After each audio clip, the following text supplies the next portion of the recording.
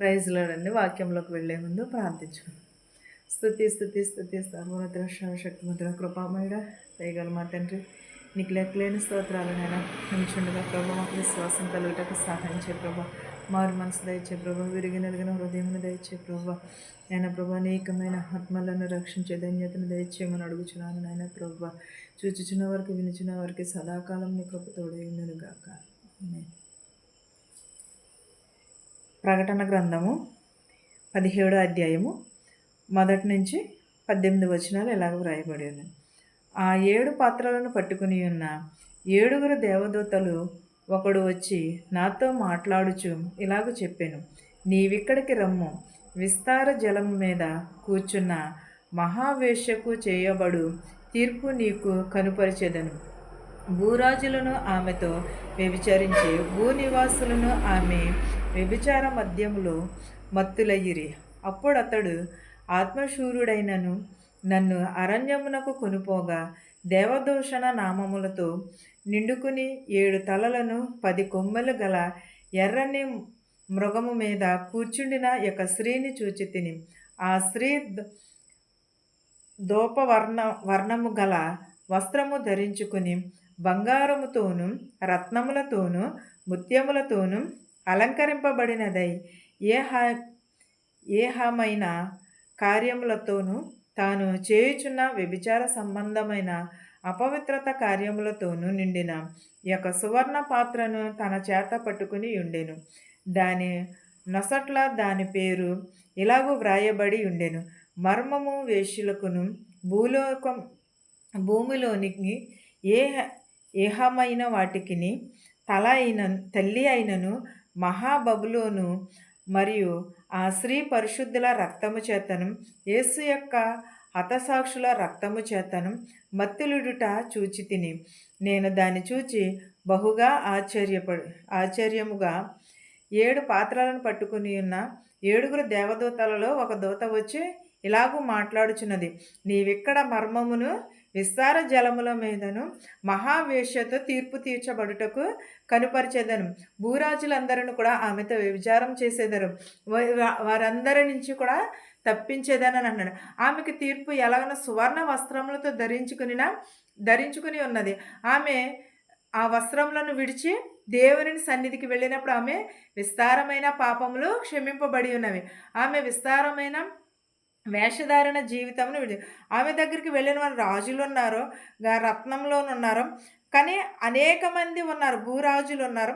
కానీ ఆమె కడకి ఏమైనది, వారందరి నొసటను ఆమె పేరు వ్రాయబడలేదు. కానీ వేషలకు భూమిలో తల్లి అయినను మహాబబులోను పరిశుద్ధము రక్తము చేత ఆ స్త్రీ ఎలాగ కడగబడి ఉన్నది, పరిశుద్ధ రక్తము చేత కడగబడి ఉన్నది.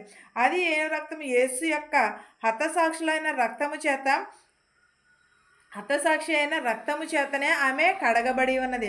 ఆ కడగబడి ఉన్న దాన్ని బట్టి ఆమె విస్తారమైన పాపములు క్షమింపబడినవి. మనము వేషధారినైనా క్షమిస్తాను కానీ వేషని క్షమించను అని అన్నాడు దేవుడు. వేషధారిని క్షమించను అన్నాడు, వేషనైతే క్షమిస్తాను అన్నాడు.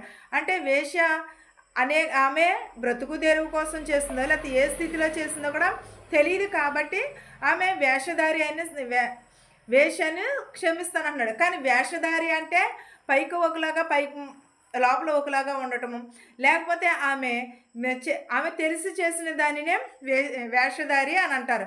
తెలియక చేసిన వ్యభిచారమైనా సరే ఏదైనా సరే దేవుడు క్షమిస్తానంటున్నాడు. అంటే పాపము చేసిన ప్రతి ఒక్కరిని క్షమిస్తానంటున్నాడు. కానీ పశ్చాత్తాప పడినప్పుడు ఆమె దేవుని ఎదుట హతసాక్షి అయిన రక్తము చేత కడగబడి ఉన్నది. కాబట్టి నీవేళ ఇట్లా అనుచుంటివి అని అడుగుచున్నాడు.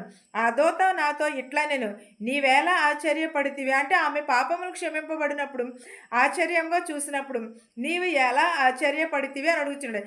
ఈ స్త్రీని గూర్చిన మర్మమును 7 తలలను 10 కొమ్ములను కలిగి దాని యోచనను క్రూర మృగమును గూర్చిన మర్మమును నేను నీకు తెలిపేదను.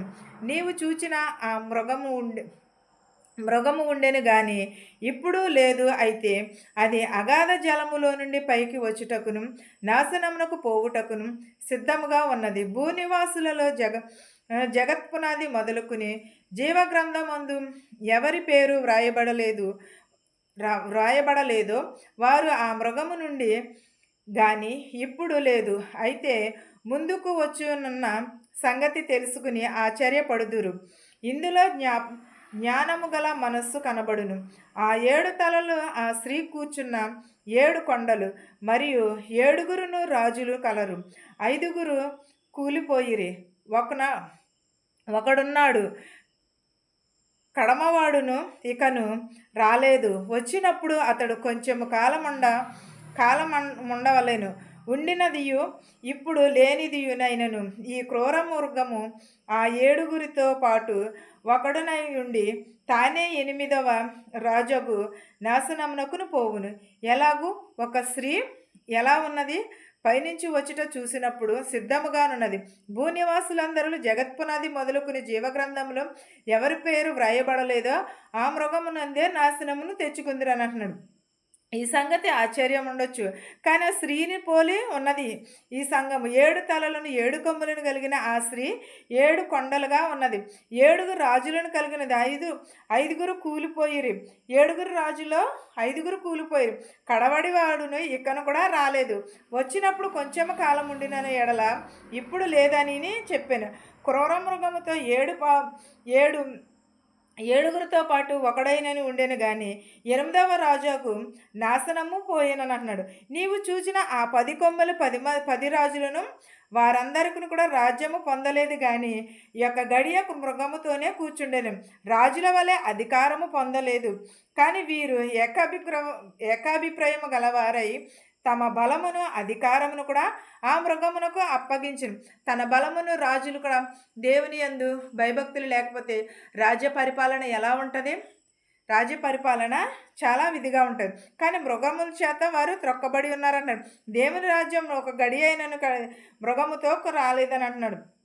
మీరు ఏకాభిక ప్రభావం గలవారమై బలము అధికారము ఆ మృగమునకు అప్పగించాను. కానీ వీరు ఏం చేస్తున్నారు? గొర్రెపిల్లతో యుద్ధము చేతురు కానీ ఆ గొర్రెపిల్ల ప్రభువులకు ప్రభువును రాజులకు రాజునై ఉన్నందున తనతో కూడిన ఉండిన వారును పిలువబడిన వారును ఏర్పరచబడిన వారును నమ్మకమైన వారై ఉందునని ఆయన ఆ రాజులను విజయించుదురు.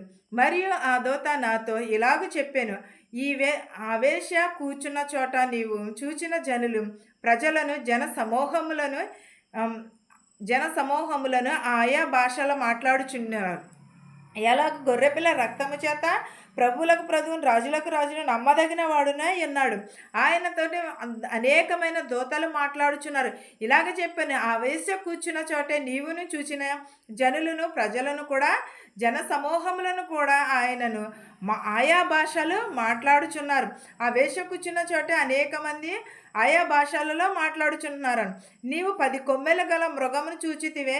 వారు ఆ వేశ్య ద్వేషించిన దానిని దిక్కులేని దానిగాను దిగంబరిగాని చేసి దాని మాంసము భక్షించి అగ్ని చేత దానిని బొత్తిగా కాల్చివేశాను.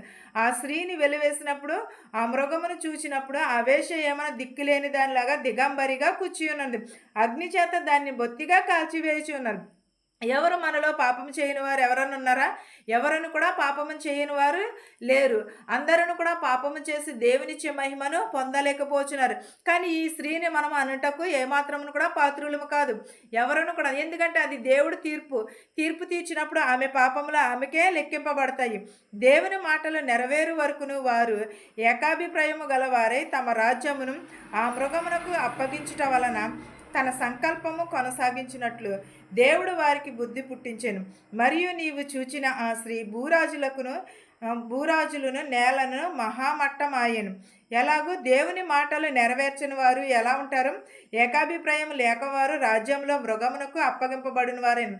కానీ దేవుని కోపాగ్ని చేత వారి బుద్ధి పుట్టించాను. కానీ మరియు నీవు చూచిన స్త్రీ భూరాజుల నేలన మహాముట్టించాను.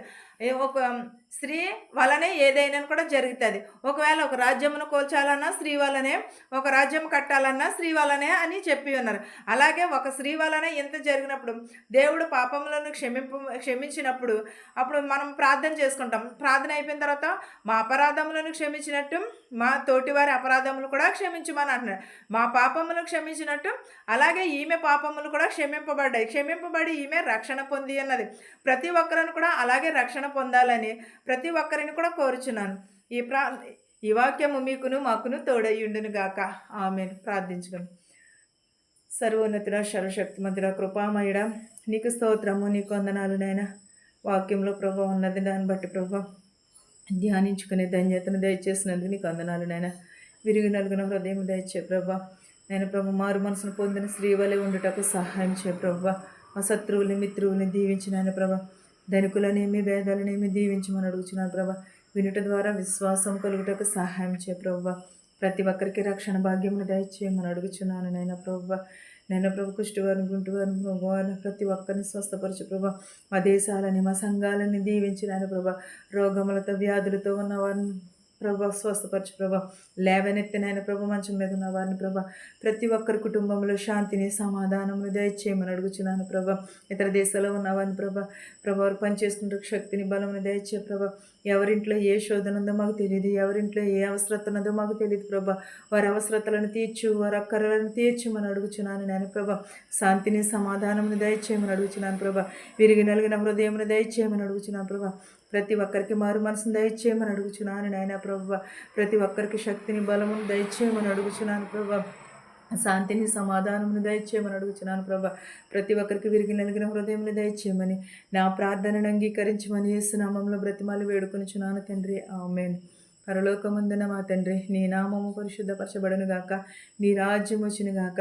నీ చిత్తము పరలోకమందు భూవెందు నెరవేరినట్లును మా అనుదిన ఆహారం నేడు మాకు దయచేయము. మరణస్తులను మేము క్షమించిన ప్రకారము మరణములను క్షమించుము. దుష్టుని నుండి, శోధన నుండి తప్పించుము. రాజ్యమును, శక్తియు, మహిమయు నిరంతరము నీవై ఉన్నావు మా తండ్రి. ఆమెను వినిచిన వారికి, చూచిన వారికి సదాకాలము నీ కృపతోడై ఉండును గాక. ఆమెన్. అందరికీ వందనాలు.